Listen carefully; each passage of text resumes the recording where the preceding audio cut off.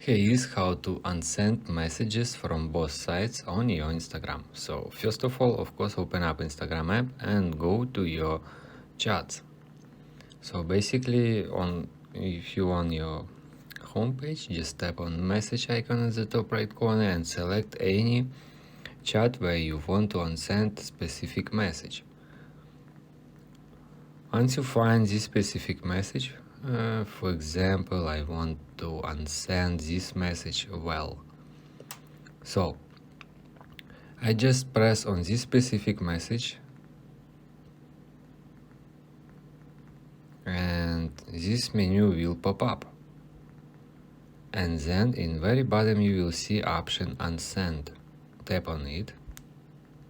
As you can see, this message will disappear.